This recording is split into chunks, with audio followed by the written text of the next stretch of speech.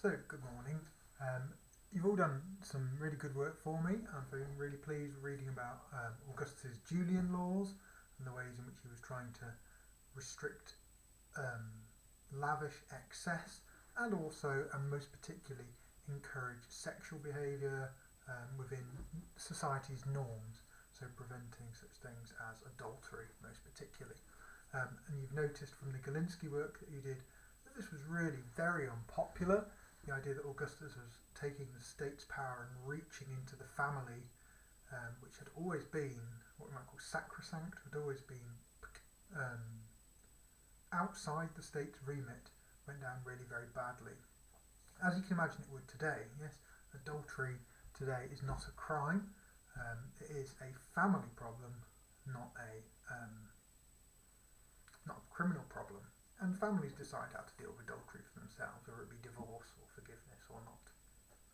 So I want to pursue some of that and look at how he was able to use his family to advertise certain values. And you've already seen some of this. You've seen Germanicus and Agrippina and all their children being brought out to show to the equestrian class, to show them that having children was something that Augustus's family did. So I'm going to take you through a little bit of Ovid's Fasti, and Cassius Dio and some Suetonius. Not all of this is strictly speaking set text for the course. So this Ovid's Fasti, of course, is not on the spec. Cassius Dio's history isn't on the spec, and some of the Suetonius actually isn't on the spec either. But the idea absolutely is on the spec, how he used his family and himself to project a moral persona for himself. So I want to start with Vedius Pollio, who's one of my favourite characters from Rome. This is from Cassius Dio, as you can see, and he is a man of just amazing cruelty, spectacularly rich and hugely cruel. And this story has been told by so many ancient authors because it's just disturbing. He kept lampreys for eating. But these monsters, he would throw his slaves to them to be eaten alive, effectively. It's very James Bond-esque with swimming pools full of sharks and so on. But he had lampreys, and has Augustus round for dinner, and his cupbearer broke a crystal goblet. And Pollio just says, "Throw him to the lampreys, eat him alive." So this poor slave comes running up to Augustus, supplicates him.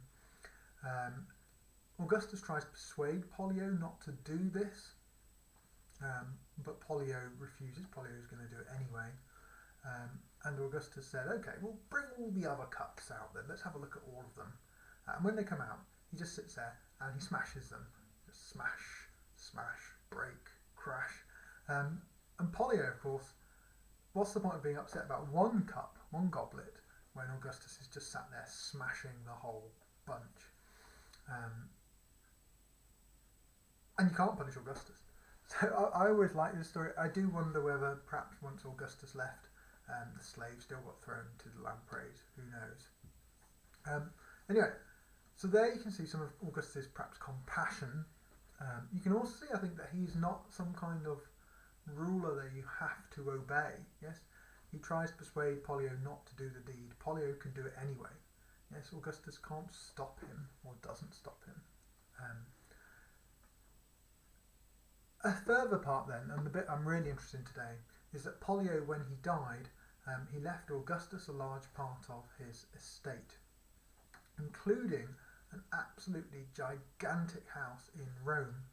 And Augustus flattened it. He just bulldozed the whole building and then rebuilt on it a colonnade, the Stoa of Livia. And what I want you to draw out from there really is that rather than having a house for himself, what Augustus is interested in is building things for the people. He doesn't want a lavish palace. So he razed Pollio's house to the ground. Okay. Ovid tells this same story. Ovid is much closer in time than Cassius Dio. Cassius Dio is writing in the 2nd century. Ovid is writing during Augustus' lifetime. And he says, "But learn, you coming age, where the Livian portico now is," that's the portico of Livia, "there were the roofs of a vast house. One house was the work of a city and occupied a space greater than many towns contain within their walls." So Pollio's house, absolutely gigantic, vast house, apparently. "This was levelled to the ground, not for any charge of treason, but because its luxuries seemed to be harmful. Caesar had inherited it. He undertook the demolition of so vast a structure and the loss of so much of his own wealth. That is how a censor's duty is fulfilled. That is how examples are provided when the punisher himself does what he warns others to do." So there's quite a lot of things in here you might draw out. Luxury as harmful.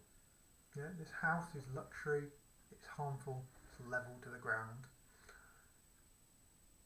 This idea of Caesar as a censor, now he never actually was a censor as such, it tells you this underneath, but he took the role of a censor, he did the job of a censor. So a censor's job was to check on people's morality as well as to carry out a census and count how many citizens there are, which is referred to, of course, in the Bible. At this time, the Emperor Augustus sent out a proclamation that all the world was to be taxed. That idea of a census is in the Bible. Augustus never actually was a censor, but he did the job. And then there's this idea, that is how examples are provided. Augustus is himself an example to the people of how you should live, of not wasting money on yourself, of building for the benefit of others. And I think this extract then shows how Augustus communicated the leges Julii, the Julian laws, applied to all, and that he took them seriously. Yes? Luxury is a problem, the laws are against luxury. He himself does not lead a life of luxury. When he's left a fabulous villa, he flattens it. And so there are three, it says question one, there's three parts. How do we see here the opposition to luxury, the idea that what he wants to do isn't build for himself, but build amenities, benefits for the people of Rome, and that he has a compassionate soul. Although, let's not forget the crucifixion of slaves, for instance, who had fought for Pompeius. So, maybe not always that much compassion. Okay, then, this is from Suetonius, as it tells you, and Livia's role in this. So you've read some of this about how he had various children and so on. I think I'm interested in this, spinning and weaving. And so his daughters behaving as very well brought up Roman women should. His grandsons I'm not so interested in on this occasion. But the two Julias let him down, and this was humiliating for him. So this is the man who's brought in the Julian laws. This is the man who has sought to prevent adultery in Rome, and his daughter and his granddaughter, both called Julia, he has to banish both of them because they've slept with most of Rome, frankly. Julia, as you will perhaps remember, has been married to Marcellus, has been married to Agrippa, has been married to Tiberius. Perhaps she's just fed up of being palmed off on every man Augustus wants her palmed off on. But it seems that she slept with quite a number of people. Adultery for her was a pastime. So he banished both of those. He also had to banish Agrippa Posthumus. I'm not so interested in him. He was so ashamed of his daughter's misconduct that he couldn't of himself tell the Senate about it. He was just so broken up about it. And you can see again why he's so ashamed.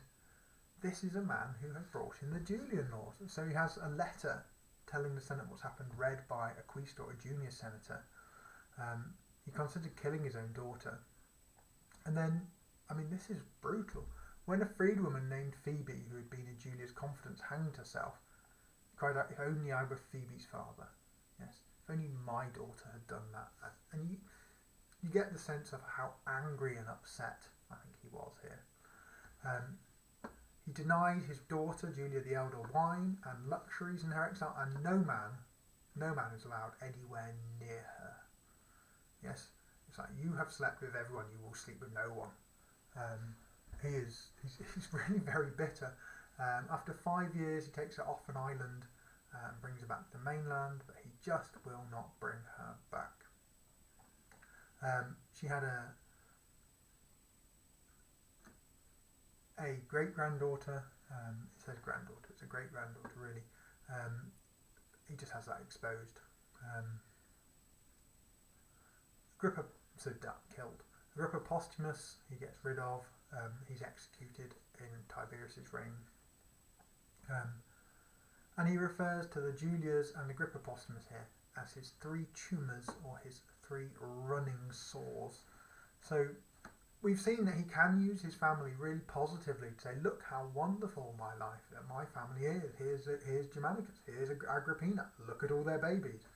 It doesn't always work. It doesn't always work at all.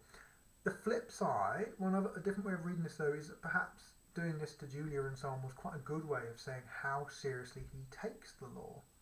Yes, he's saying, my family is not above the law. If they behave badly, they will be punished even more harshly than the law demands. So, very embarrassing, very humiliating, but perhaps actually still a good way of saying this is the law and it matters. He himself and his lifestyle is referred to here. Augustus has a temperate, unexceptional lifestyle. He lived on the Palatine, his house not noted for size or elegance. He slept in the same room there for 40 years. Went up to a little room at the top of the house called his Syracuse, his little workshop. If he was cold and ill, he would go to one of his freedmen's villas or Maecenas' house. So he's really not leading a life of luxury himself. He doesn't like grand, elaborate houses. His granddaughter Julia built too lavish a house, so he flattened that, just as he did Vedius Pollio's villa. So 2 houses there, which he's flattened because they're too lavish. His villas plural, were modest affairs, and he doesn't do that. The simplicity of his furnishings and household possessions can be seen from those still preserved, which are barely fit for a private citizen. He slept on a low bed with plain sheets. I mean, that's pretty basic. He wore ordinary clothes made by Livia, his wife, his sister, or his daughter, or a granddaughter, with a narrow-ish purple stripe, and he was a bit short. You wouldn't think it looking at the prima porta, but he had thick platform shoes really to make himself look tall. So question 2 here just says, using the Suetonius above, pick out how he used some members of his family to advertise virtues positively. So you could mention again the Germanicus and Agrippina example from the last lesson, the resistance to the Julian laws lesson. And then how he used public gestures against his family, show how seriously he took moral laws, and consider why, not way, sorry about that, the Julias especially must have humiliated him. Okay, so think about the houses he slept in, ordinary clothes made by his own children and wife. Think about simple houses, simple furnishings. He's not a man living a lavish lifestyle. He's richer than pretty much any human being, pretty much ever. But he doesn't spend it on himself. He spends it on the people of Rome. So, I hope that's pretty straightforward. There are effectively only 3 or 4 questions with this, and it all comes back again to this topic that we're looking at here of Augustus as a moral exemplar, as the father of his nation, increasingly, the Pater Patriae from 2 BCE as well. Good.